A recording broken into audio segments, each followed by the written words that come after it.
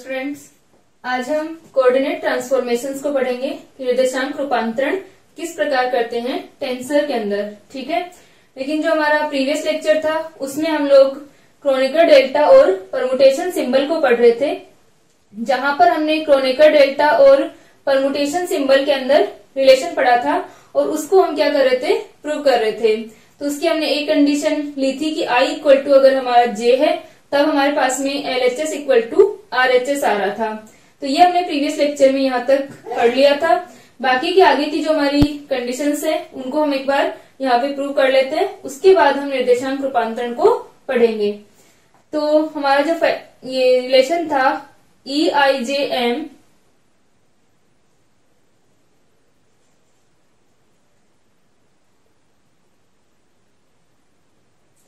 EIJM और हमारे पास में KLM equal to delta IK और डेल्टा JL माइनस का डेल्टा IL और डेल्टा JK।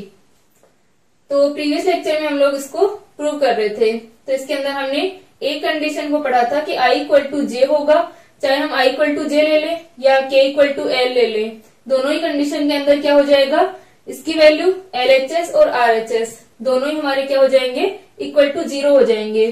क्योंकि जो हमारा परमुटेशन सिंबल है इसकी डेफिनेशन में हमने पढ़ा था कि अगर इसके अंदर जो संकेत है इनमें से कोई दो या सभी समान होंगे तो इसकी वैल्यू क्या होगी, 0 होगी।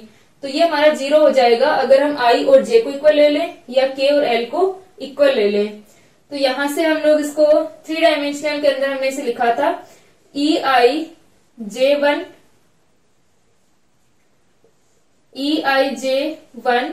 EIJ प्लस का EIJ2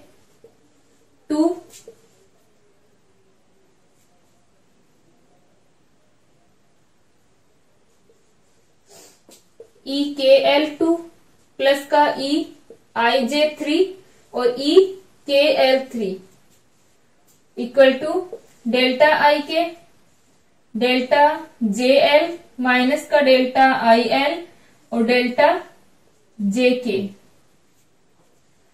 तो सेकंड कंडीशन हम इसके अंदर लेते हैं। फर्स्ट हमारी क्या थी, फर्स्ट तो I इक्वल टू J, तब हमारा LHS equal to RHS equal to 0 था।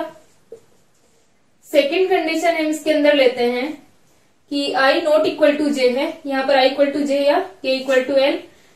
सेकंड कंडीशन में हम लोग ले रहे हैं कि I not equal to J है, I not equal to J होगा और यहाँ पर हम क्या ले रहे हैं, 3 डायमेंशन हमने यहाँ पर ली है। तो यहाँ पर जो I और J के मान होंगे या K और L के मान होंगे सारे किस प्रकार होंगे, 1 2 या 1 3 का जो हमारा पेयर होगा, क्योंकि 1 1 I और J 1 1 तो हो नहीं सकते क्योंकि इक्वल नहीं है, यहाँ पर I not equal to J है। सेम वाली कंडीशन हम पहले ले चुके हैं। अब हमारा जो पेयर बनेगा 1 2 का होगा या 1 3 का होगा। इसी प्रकार से K और L के लिए भी क्या पेयर होगा, 1 2 1 3 और इसी प्रकार इसके अंदर आ सकता है 2 3 और 1 3 का आ गया, 1 2 का आ गया, 2 3 का आ सकता है और इसी प्रकार इसमें आ सकता है 2 3 का हमारा 2 3 या 3 2 एक ही बात है। यहाँ पर भी हम 2 1 ले लें या 1 2 ले लें, तो इस प्रकार से हमारे पेयर बन सकते हैं। अब हम कंडीशन ले रहे हैं कि I और J भी इक्वल नहीं है, K और L भी इक्वल नहीं है और ना ही इनके पेयर जो हैं वो समान है, यानी इनके पेयर भी क्या है, असमान है। ये जो युग्म हम बना रहे हैं वो भी हम इक्वल नहीं लेंगे और ना ही इनकी वैल्यूज हैं वो इक्वल हैं। तो इस कंडीशन में हमारे पास क्या होगा, I not equal to J तथा K not equal to L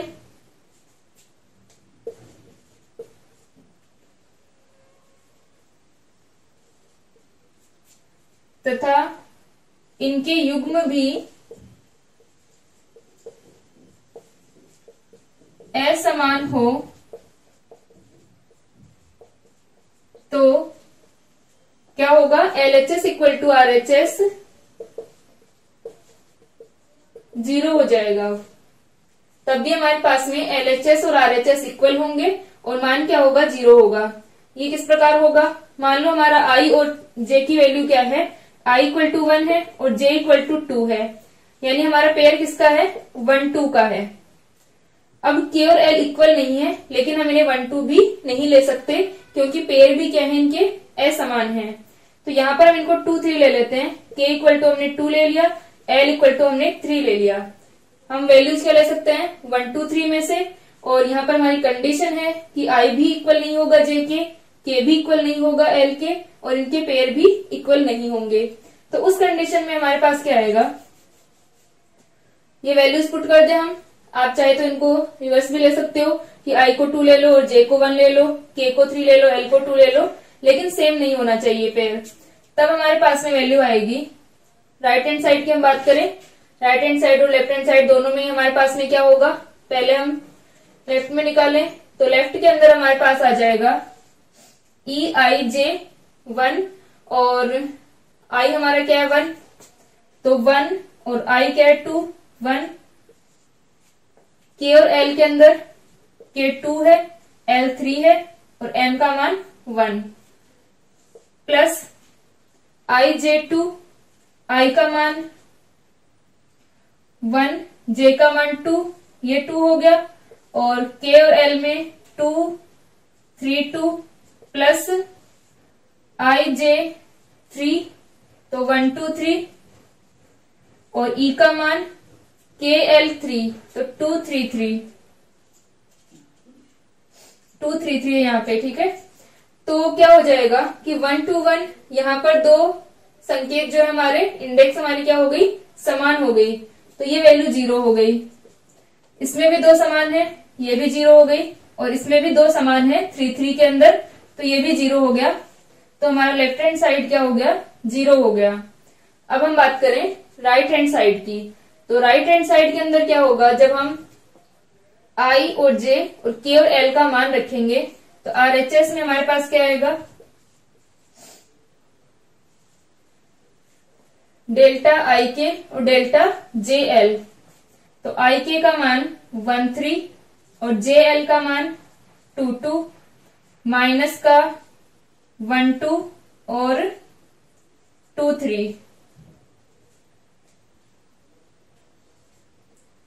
आई और के 1 3 आ गया, जे और एल 2 2 आ जाएंगे, आई और एल 2 आ गया, और जे और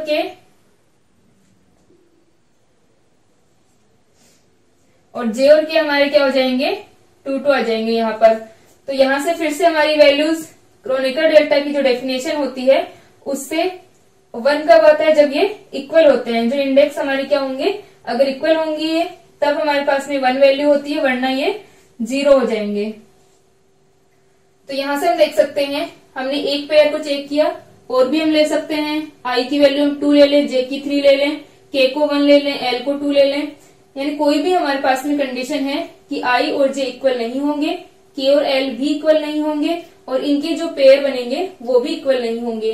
इस कंडीशन के अंदर LHS equal to RHS equal to 0 होगा, यानी हम इन परमुटेशन सिंबल को इस फॉर्म में लिख सकते हैं।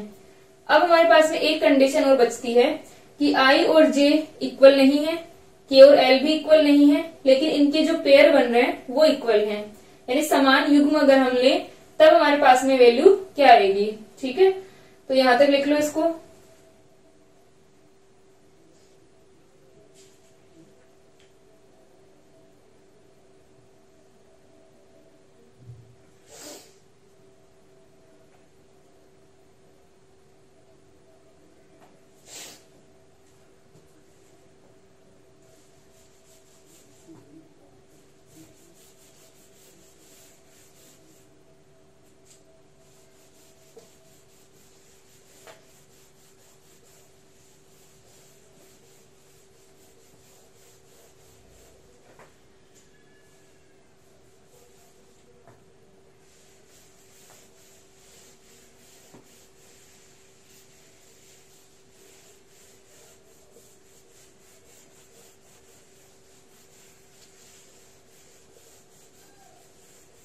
अब हमारी जो रिमेनिंग पॉसिबिलिटीज होंगी उनको हम ले। नेक्स्ट हम कंडीशन लेते हैं कि शेष संभावनाएं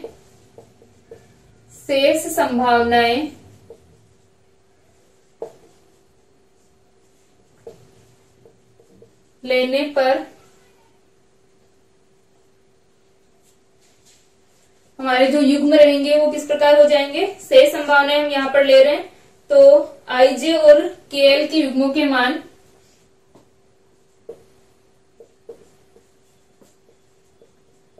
केएल के युग्मों के मान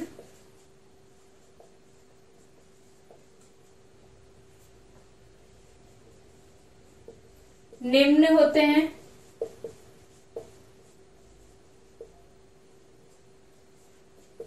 1 2 1 3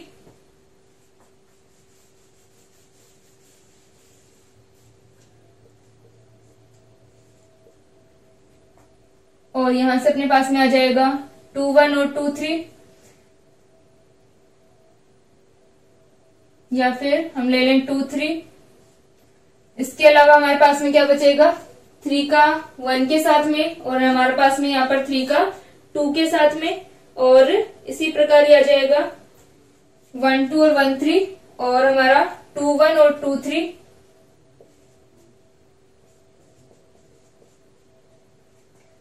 और इसी प्रकार से 3 1 और 3 2। ये हमारे पास में अब कंडीशंस आएंगी। तो इन कंडीशंस को हम चेक करें तो सभी को ना करके हम सिर्फ एक बार 1 2 वो चेक करते हैं। बाकी सबके लिए भी हमारा क्या रहेगा, वैलिड रहेगा जो हमारा रिलेशन था परमुटेशन सिंबल और इसके अंदर क्रोनिकल डेल्टा के अंदर। तो हम यहाँ पर 1 2 युग्म को लेते हैं। 1 2 युग्म को लेने पर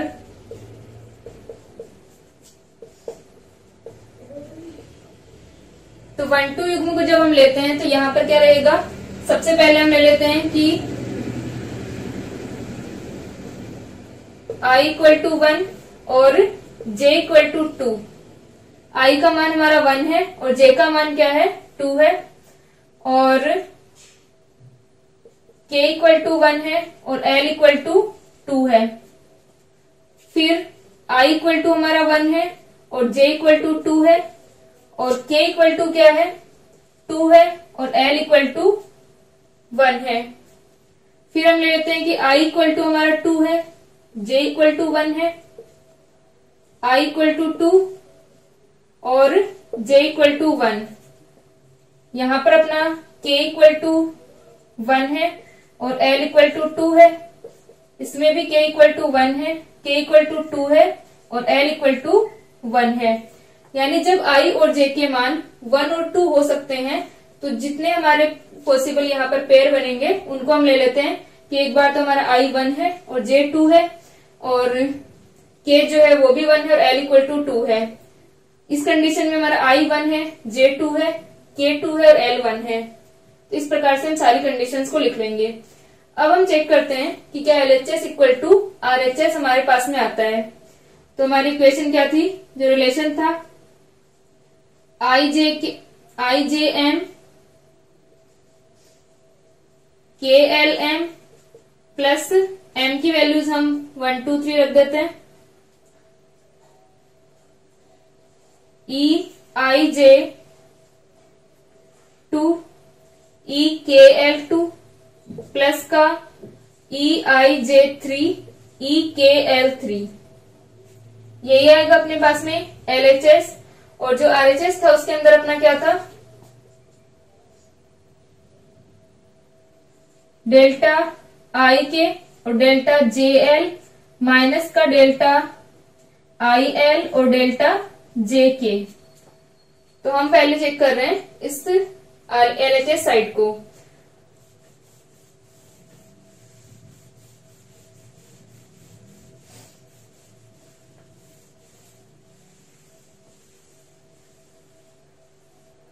तो यहां पर वैल्यूज रखे हम। फर्स्ट कंडीशन को, जो हमारे फर्स्ट हमने पॉसिबिलिटी लिखी है उसको हम चेक करते हैं कि I इक्वल टू 1 है और J इक्वल टू 2 है।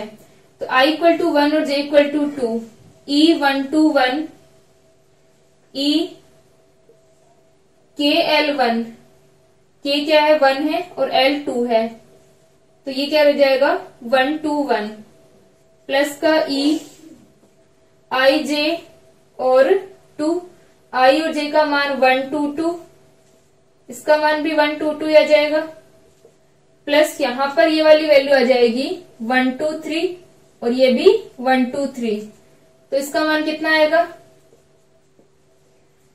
ये जो हमारी वैल्यू है इसके अंदर 1 1 2 टाइम आ रहा है और रिपीटेड जब होता है तो ये वैल्यू 0 हो जाती है। इसके अंदर भी 2 टाइम्स है तो ये भी 0 हो गया। यहाँ पर ये साइक्लिक ऑर्डर में है, साइक्लिक ऑर्डर में जब होता है तो परमुटेशन सिंबल का मान 1 होता है, तो 1.1 हमारा 1 हो जाएगा। अब हम बात करते हैं RHS साइड की, तो इसके अंदर delta IK, delta JL minus delta IL और डेल्टा JK, I और K और J और L के हम मान रख देते हैं, तो यह आ जाएगा डेल्टा 1, K का मान भी 1, 2 2 माइनस का 1 2 और 2 1, तो ये वाली वैल्यू तो 0 हो गई क्योंकि क्रोनिकल डेल्टा की डेफिनेशन से I not equal to J की कंडीशन में हमारे ये वैल्यू 0 होती है, तो ये तो हमारा 0 हो गया, ये 1 हो गया, 1 माइनस 0 इक्वल टू 1, तो हम देख सकते हैं कि LHS equal to RHS equal to 1 आता है, यानी हमारा LHS और RHS इक्वल आ गए लेफ्ट हैंड साइड और राइट हैंड साइड, तो हम लिख सकते हैं LHS equal to RHS equal to 1।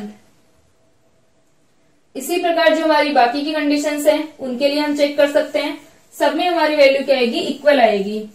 तो जो क्रोनिकल डेल्टा और ये परमुटेशन सिंबल है इसके अंदर हम इस रिलेशन को डिफाइन कर सकते हैं। अगर हम इस कंडीशन को भी चेक करें सेकंड को, तब क्या होगा, I equal to 1 J equal to 2 रख दें हम यहाँ पर, I 1 2 1 और K क्या है 2 है और L इक्वल टू 1 है, तो K 2 और L इक्वल टू 1, तो ये हो जाएगा 2 1 1 प्लस का IJ 1 2 2 और E KL 2 2 1 2 प्लस IJ और 3, तो 1 2 3 और इसके अंदर क्या हो जाएगा KL 3 2 1 3, तो यहां से हमारे पास में वैल्यू क्या आएगी -1, ये वाली वैल्यू 0 हो जाएगी, ये मान तो 0 हो जाएगा अपना, ये भी 0 हो जाएगा क्योंकि डबल टाइम है, यहाँ पर 2 2 आ रहा है और यहाँ पर 1 1 आ रहा है। इसके अंदर क्या हो रहा है 1 2 3 और 2 1 3, तो 1 2 3 ये तो साइक्लिक ऑर्डर में है, लेकिन 2 1 3 ये हमारे किस में है, साइक्लिक ऑर्डर में नहीं है, ये एंटी साइक्लिक है, यहाँ पर ये प्रति चक्रीय होगा क्योंकि 1 2 और 3 इस क्रम में अगर हम चलते तब तो हमारी वैल्यू 1 होती है, लेकिन यहाँ पर जैसे हम इस एंटी क्लॉकवाइज चल रहे हैं तो ये 2 1 3 इस प्रकार आ रहा है, तो इधर के साइड हमारा रोटेशन ये क्या वैल्यू आएगी, यहाँ पर -1 आएगा, तो हमारा LHS तो -1 आ गया। अब हम चेक करें कि राइट हैंड साइड क्या होगा,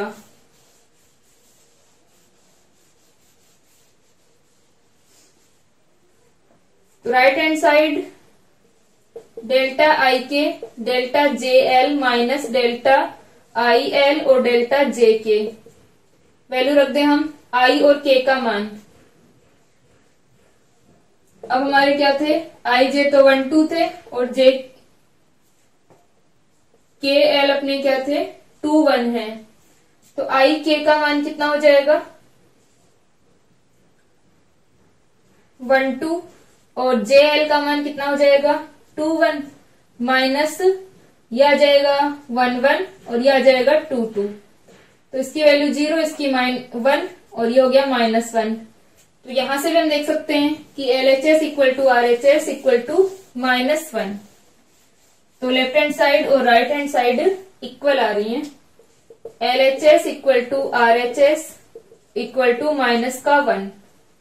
तो जितनी भी हमारी बाकी की पॉसिबिलिटीज हैं उनको आप लोग चेक करना। सबके अंदर हमारा क्या रहेगा, LHS और RHS का मान समान रहेगा। 1 आ रहा है, -1 आ रहा है, या बाकी की जो हमारी स्टार्टिंग की कंडीशंस थी उनमें 0 आ रहा था, लेकिन सबके अंदर LHS और RHS इक्वल रहेंगे। तो ये जो रिलेशन है परमुटेशन सिंबल और क्रोनिकल डेल्टा के अंदर, ये क्या रहेगा, वेरीफाई हो जाएगा। इसको लिख लें। फिर हम बात करते हैं कोऑर्डिनेट ट्रांसफॉर्मेशंस की। ठीक है, ये वाला जो पार्ट था हमारा अभी तक हमने जो पढ़ा वो हमारा प्रीवियस लेक्चर का बचा हुआ था। आज के लेक्चर में हम लोग निर्देशांक रूपांतरण को पढ़ते हैं।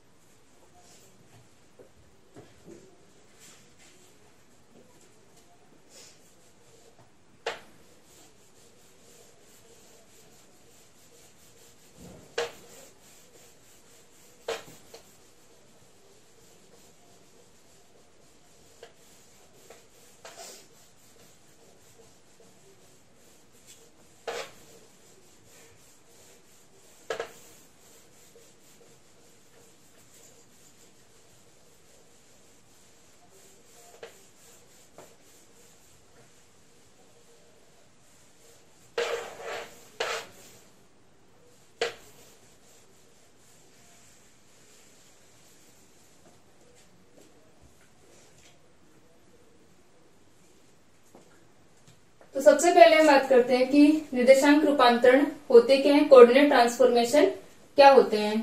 फर्स्ट ईयर के अंदर आप लोगों ने जब फ्रेम ऑफ रेफरेंस को पढ़ा था तो वहां पर आपने पढ़ा होगा कि कोऑर्डिनेट ट्रांसफॉर्मेशन क्या होते हैं। ये मान लो हमारे पास में कोई एस फ्रेम है, दूसरा हमारा फ्रेम क्या है, एस डैश फ्रेम है। अगर एक फ्रेम के अंदर किसी पॉइंट पी के कोऑर्डिनेट्स क्या हैं, एक्स वाई जेड हैं, और दूसरे जो हमारा फ्रेम है इसके अंदर हमारे पास में कोऑर्डिनेट्स क्या हैं, X dash Y dash Z dash हैं। तो यहां पर हमने दो फ्रेम ऑफ रेफरेंस लिए हैं। एक फ्रेम के अंदर हमारे कोऑर्डिनेट्स एक्स वाई जेड और दूसरे फ्रेम के अंदर X dash Y dash Z dash है। यहाँ पर हम किसी पॉइंट पी को डिफाइन करें या किसी भी इवेंट को अगर हम डिफाइन करते हैं तो हम उसकी कोऑर्डिनेट्स को लेते हैं, और यहाँ पर हमारे इस एस प्राइम या एस डैश फ्रेम हम इसको कहते हैं, इसके अंदर हमारे कोऑर्डिनेट्स होंगे। तो जब इन कोऑर्डिनेट्स के बीच में एक ट्रांसफॉर्मेशन हम रखते हैं, एक रिलेशन हम रखते हैं, तो वो हमारे क्या कहलाते हैं, कोऑर्डिनेट ट्रांसफॉर्मेशन कहलाते हैं। यानी इन कोऑर्डिनेट्स को हम इन कोऑर्डिनेट्स से रिलेट करते हैं। जैसे कि हम लोग पढ़ते हैं कार्टेशियन कोऑर्डिनेट और पोलर कोऑर्डिनेट्स हमने पढ़े थे, स्फेरिकल कोऑर्डिनेट्स थे और सिलिंड्रिकल कोऑर्डिनेट्स थे हमारे। तो उसके अंदर हमने x equal to R cos theta, अगर पोलर कोऑर्डिनेट्स की हम बात करें, वरना हमारे पास में स्फेरिकल कोऑर्डिनेट्स के अंदर क्या होता है, x equal to R sine theta cos phi, y equal to R sine theta sine phi. तो इस प्रकार हमारे पास में क्या रहते हैं, ये कोऑर्डिनेट ट्रांसफॉर्मेशन रहते हैं। अगर यहां पर हमारा क्या था कि हम एक सिस्टम के अंदर जिसमें हमारा कार्टेशियन कोऑर्डिनेट सिस्टम था और एक हमारा स्फेरिकल कोऑर्डिनेट सिस्टम था, तो इसके अंदर हमने ट्रांसफॉर्मेशन लिखा था। अगर हम फ्रेम की बात करें कि एक हमारा एस फ्रेम है और दूसरा हमारा एस डैश फ्रेम है, तो इस फ्रेम के अंदर जब हम ट्रांसफॉर्मेशन रिलेशन इनके अंदर लिखते हैं तो वो क्या कहलाएंगे, कोऑर्डिनेट ट्रांसफॉर्मेशन कहलाएंगे कि एक्स वाई जेड और X dash Y dash Z dash एक दूसरे से कैसे रिलेट होंगे। तो इस प्रकार से हम इनके कोऑर्डिनेट ट्रांसफॉर्मेशन लिख सकते हैं। अब यहाँ पर हम लोग पढ़ेंगे टेंसर्स को। तो टेंसर के अंदर हम कोऑर्डिनेट ट्रांसफॉर्मेशन कैसे करते हैं और टेंसर के अंदर इन कोऑर्डिनेट्स को हम कैसे लिखते हैं। टेंसर के अंदर हम यहाँ पर एक्स वाई जेड यूज नहीं करेंगे, यहाँ पर हम लोग सबस्क्रिप्ट या सुपर स्क्रिप्ट के रूप में कोऑर्डिनेट्स को लिखते हैं। तो यहाँ पर हम सुपर स्क्रिप्ट लगाएंगे इनके ऊपर, यानी जैसे कि हम x1, x2, x3 ये हमारे कोऑर्डिनेट होंगे। जैसे मान लो x है तो उसकी जगह हमने x1 लिखा, y की जगह x2 लिखा, z की जगह x3 लिखा। या अगर हम बात करें, ये हमारे 3 डायमेंशन के अंदर है, अगर हम बात करें n डायमेंशन की, n समष्टि की, तो वहां पर क्या आ जाएगा, 1 2 3 n आ जाएगा। तो इस कोऑर्डिनेट ट्रांसफॉर्मेशन वाले इस टॉपिक के अंदर हम पढ़ेंगे कि पहले तो कि हम कोऑर्डिनेट्स को लिखते कैसे हैं टेंसर के अंदर, और उसके बाद में हम देखेंगे कि कोऑर्डिनेट ट्रांसफॉर्मेशन या कोऑर्डिनेट्स का जो रिलेशन होगा वो हम कैसे लिखेंगे। तो सबसे पहले हम बात करते हैं रैखिक रूपांतरण की। दो तरीके से करते हैं, एक तो फलनिक रूपांतरण और एक रैखिक रूपांतरण, लीनियर ट्रांसफॉर्मेशन और फंक्शनल ट्रांसफॉर्मेशन।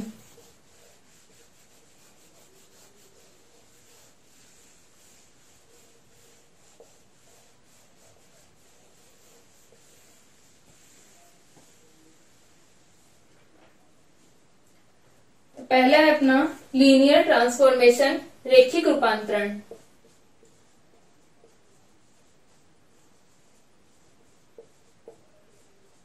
जैसे कि आप लोगों ने फर्स्ट ईयर में गैलीलियन ट्रांसफॉर्मेशन और लोरेंज ट्रांसफॉर्मेशन को पढ़ा है, वैसे ये क्या होंगे, कोऑर्डिनेट ट्रांसफॉर्मेशन से।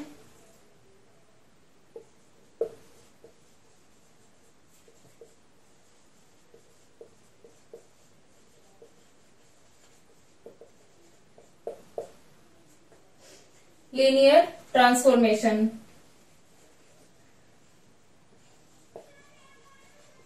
कार्तीय निर्देश तंत्र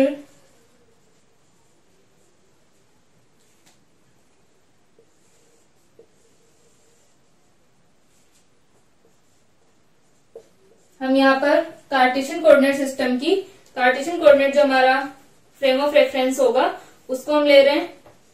तो कार्तीय निर्देश तंत्र एस में किसी बिंदु के निर्देशांक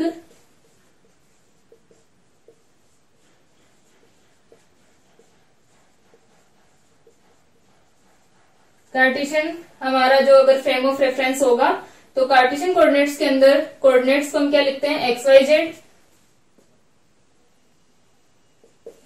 एक्स वाई जेड को प्रदिश संकेतन पद्धति में, प्रदिश संकेतन पद्धति टेंसर नोटेशन जो हमारा सिस्टम होगा,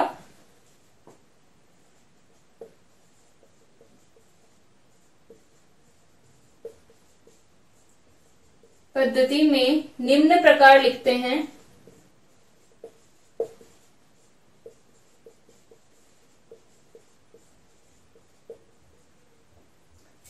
एक्स को हम लोग लिखेंगे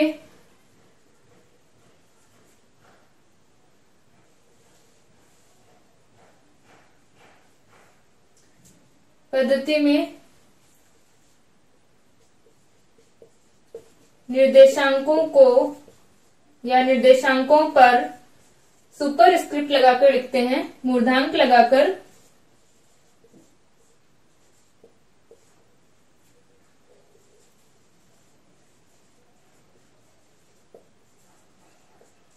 जब हम यहां पर संकेत लगा रहे होते हैं कि x1, x2, x3, तब ये हमारी क्या कहलाती है, सुपर स्क्रिप्ट कहलाती है। और जब यहाँ पर हम लगाते हैं तो ये क्या कहलाता है, सब स्क्रिप्ट कहलाती है। अगर हम यहाँ पर लिख रहे हैं तो ये हमारा 2 क्या कहलाएगा, सब स्क्रिप्ट। और जब 1 यहाँ पर हम लिख रहे हैं तो ये हमारा कहलाता है सुपर स्क्रिप्ट। तो टेंसर के अंदर हम लोग सुपर स्क्रिप्ट और सब स्क्रिप्ट की फॉर्म में ही लिखेंगे। तो निर्देशांकों पर मूर्धांक सुपर स्क्रिप्ट लगाकर लिखते हैं।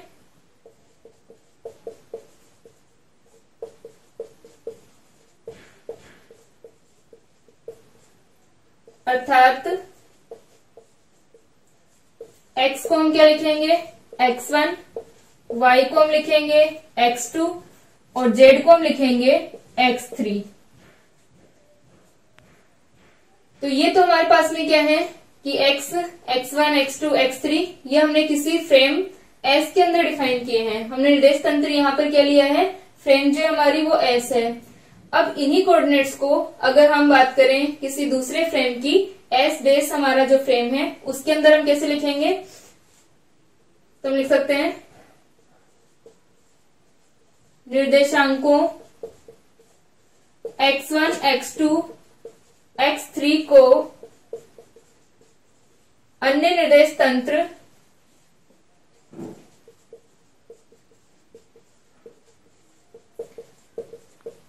S प्राइम या S डैश में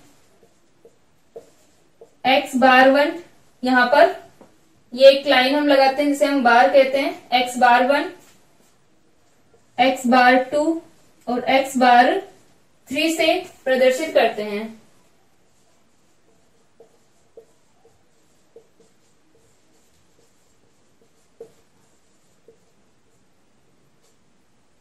तो ये तो हमने पढ़ा कि किस तरह से हम इन्हें, नोटेशन क्या होगा इनका, रिप्रेजेंट हम इन्हें किस प्रकार करेंगे। अब हम पढ़ते हैं कि रेखिक रूपांतरण क्या होगा इनका, कि किस तरह से ये संबंधित होते हैं, तो वो रूपांतरण इनका रेखिक रूपांतरण कहलाता है। तो हम लिख सकते हैं कि निर्देशांक x1, x2 तथा x3, x1, x2, x3 तथा x बार 1, x बार 2, x बार 3 यदि निम्न रूपांतरण संबंध द्वारा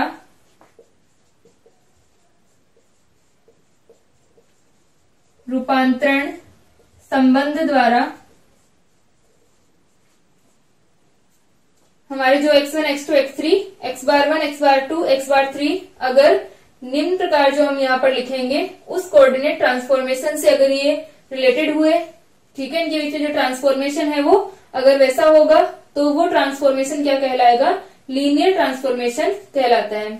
जब हम फंक्शनल ट्रांसफॉर्मेशन लिखते हैं वो जनरल फॉर्म होती है, व्यापक रूप होता है इसका, जनरलाइज हम इसको करते हैं। तो यहाँ पर पहले हम बात कर रहे हैं कि लीनियर ट्रांसफॉर्मेशन को हम कैसे लिखते हैं। तो निम्न रूपांतरण संबंध से संबंधित हो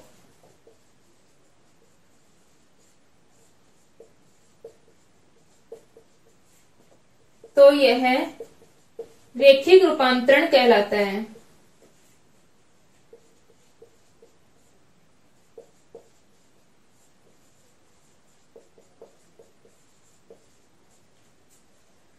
अगर हम x1, x2, x3 को लिख रहे हो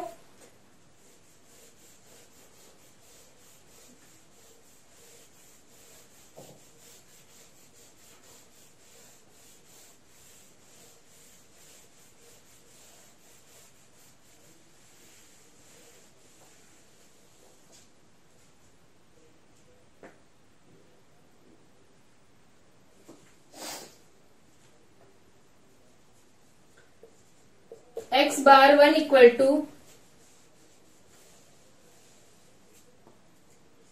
a11 x1, a12 x2 और a13 x3। यहाँ पर हमने जो कोऑर्डिनेट ट्रांसफॉर्मेशन लिखा है अगर ये इस प्रकार से रिलेटेड होंगे तो ये क्या कहलाता है, इनका लीनियर ट्रांसफॉर्मेशन कहलाता है। इसी प्रकार हम लिख सकते हैं x बार 2 a21 x1, a22 x2, a23 x3। इसी प्रकार से हमारे पास आ जाएगा x bar 3 equal to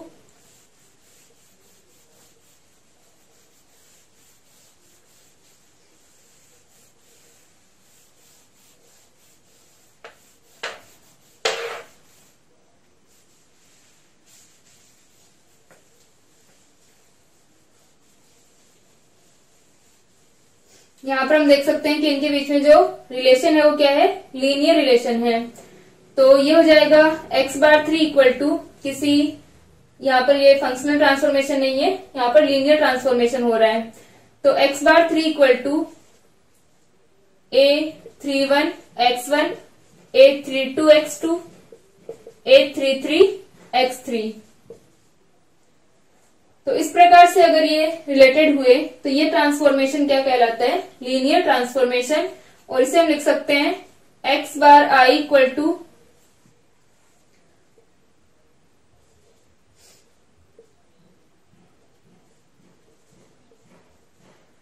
x bar i equal to a i j x j। तो यहाँ पर j के ऊपर हमारा समीशन होगा। जैसे कि हम जानते हैं कि जो वैल्यू होती है हमारी j जो डबल टाइम्स आता है, इसको हम चाहें तो इस प्रकार लिख सकते हैं कि x bar i equal to summation j equal to 1 to 3। अगर हम 3 डायमेंशन ले रहे हैं तो j इक्वल टू 1 to 3 और a i j x j।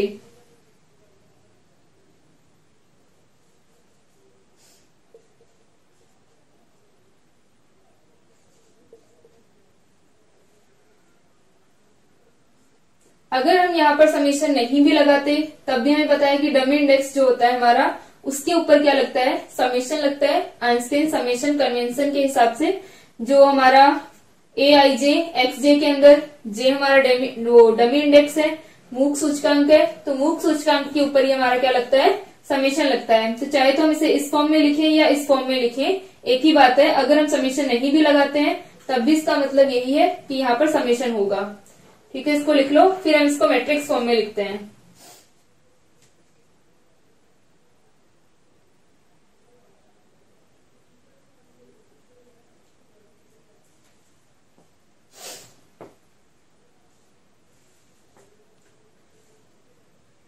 पहले आप ये लिख लेना चाहे और फिर लिख देना कि एक ही बात है अगर हम समेशन लगाएं या।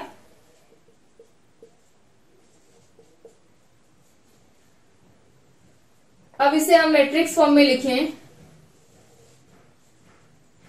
मैट्रिक्स रूप में लिखने पर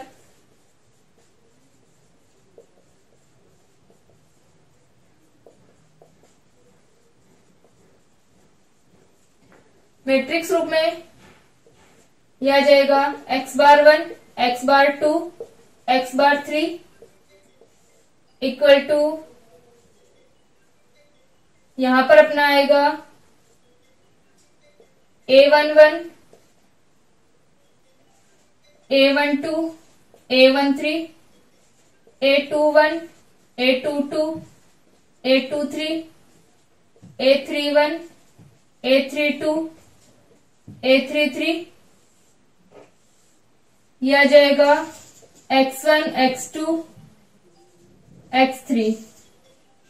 तो यहां से अपने पास में आ गया कि मैट्रिक्स रूप में हम इसको किस प्रकार से लिख सकते हैं। ठीक है, कि x⁻1 x⁻2 x⁻3 और ये a11 a12 a13 और ये हमारा x1 x2 x3।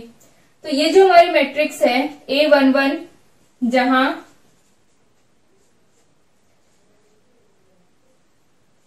ये वाली जो मैट्रिक्स होगी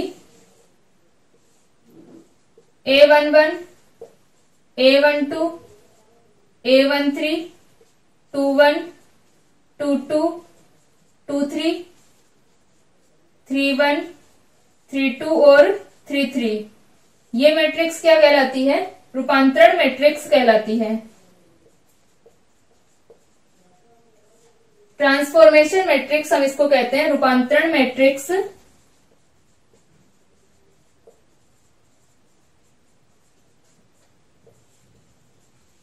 कहलाती है।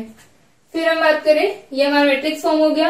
अब जो हम x⁻i equals to j equal to 1 2 3 aij xj लिखते हैं, तो यहां पर हम इसको इस फॉर्म में लिखें या इस फॉर्म में लिखें, एक ही बात है, क्योंकि यहां पर जो जहां पहले आप लोग इसके बाद में ये लिख लेना। तो ये क्या हो जाएगा, जहां j क्या है, डमी इंडेक्स है, मूक सूचकांक है, क्योंकि ये रिपीट हो रहा है, एक बार सबस्क्रिप्ट के अंदर एक बार सुपरस्क्रिप्ट के अंदर। j डमी इंडेक्स है, तो यहां पर अपना ये डमी इंडेक्स हो जाएगा और ये जो समेशन होगा वो इसी पर होगा। अब हम बात करें कि इसका विक्रम जो होगा, इनवर्स जो होगा, वो हम कैसे लिख सकते हैं। जैसे मान लो हमने x⁻i equals to aij xj लिखा, वैसे ही हम क्या लिख सकते हैं, xj से इसके अंदर रिलेशन, कि xj का रिलेशन अगर हम लिखें तो वो कैसा होगा, इसका इनवर्स ट्रांसफॉर्मेशन क्या होगा। तो इनवर्स ट्रांसफॉर्मेशन हमें लिखने के लिए हमें पता है कि यहाँ पर हमारे पास क्या आ रही है, एक मैट्रिक्स आ रही है, यानी ये जो हम ट्रांसफॉर्मेशन लिख रहे हैं हम इस मैट्रिक्स के थ्रू लिख रहे हैं। तो जब भी हम मैट्रिक्स को लिखते हैं तो मैट्रिक्स के अंदर हमारा इनवर्स कब लिखा जा सकता है, जब मैट्रिक्स जो हो उसका डिटरमिनेंट नॉन जीरो हो, यानी इसका जो सारणिक होगा वो अगर नॉन जीरो होगा, शून्येतर होगा, शून्य नहीं होगा, उस टाइम के अंदर क्या होगा, उस कंडीशन में हमारे पास में इस मैट्रिक्स का डिटरमिनेंट निकाला जा सकता है। और जब मैट्रिक्स का डिटरमिनेंट एग्जिस्ट करेगा तभी हम इनवर्स निकाल सकते हैं, क्योंकि जब भी हम इनवर्स निकालते हैं तो वहां पर हमारा जो फॉर्मूला आएगा उसके अंदर हम देखते हैं कि अपॉन में हम डिटरमिनेंट ऑफ ए लिखते हैं। और वैसे भी मैट्रिक्स का इनवर्स कब एग्जिस्ट करता है, जब उसका डिटरमिनेंट क्या हो, नॉन जीरो हो। तो इसके इनवर्स को हम कैसे लिख सकते हैं वो हम पढ़ते हैं, यहां तक लिख लो एक बार।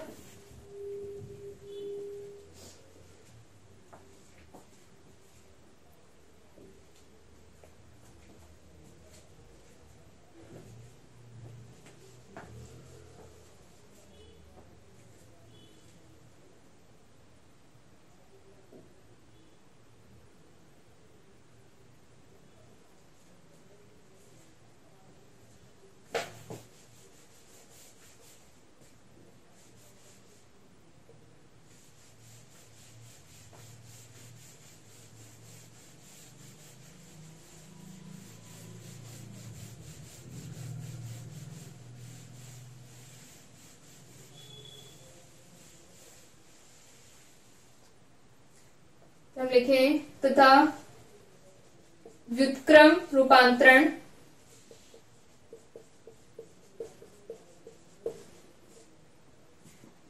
Inverse transformation X J equal to B J I X bar I. यहां पर हम लोग एक्स जे को अगर निकालेंगे तो हम क्या लिख सकते हैं, B J I X bar आई। यहाँ पर आई हमारा डमी इंडेक्स है, तो इसके ऊपर क्या होगा, समेशन होगा। यानी जब हम x1 का मान निकाल रहे होंगे तो x1 क्या होगा, b1 और i के ऊपर हमारा समेशन है, तो i यहाँ पर अपना x बार 1 प्लस का b12 x बार 2 प्लस का b13 x बार 3 इस प्रकार लिखा जाएगा। और अगर हम x2 का मान निकालेंगे तो b21 x बार 1, b22 x बार 2 और b23 x बार 3 इस प्रकार से क्या होगा, इसका इनवर्स ट्रांसफॉर्मेशन होगा। तो इनवर्स ट्रांसफॉर्मेशन को हम इस तरह से लिख सकते हैं। तो ये हमारा आ गया ट्रांसफॉर्मेशन रिलेशन और ये होगा इसका इनवर्स ट्रांसफॉर्मेशन रिलेशन। अब हमें पता है कि इनवर्स निकालने के लिए हमारा जो मैट्रिक्स है वो क्या होना चाहिए, नॉन जीरो होना चाहिए। तो इसके लिए हम थ्योरी में लिख सकते हैं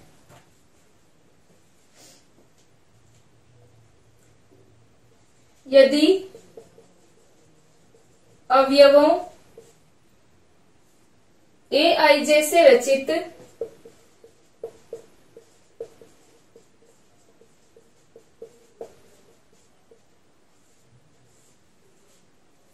सारणिक को डिटरमिनेंट को हम क्या लिख दें, जो हमारी aij हमारी जो मैट्रिक्स आ रही थी इसके डिटरमिनेंट को हम a से प्रदर्शित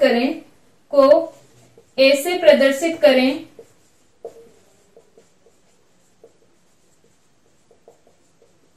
तो क्या होगा,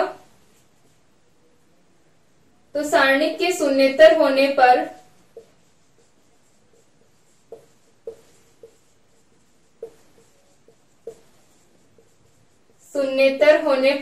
शून्येतर होने का मतलब है नॉन जीरो होने पर,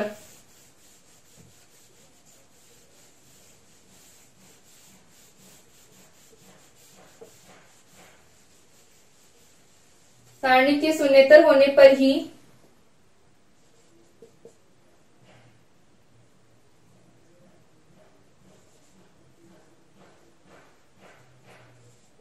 रूपांतरण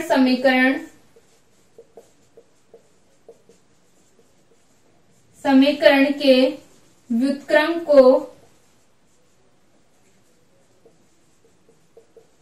प्राप्त कर सकते हैं।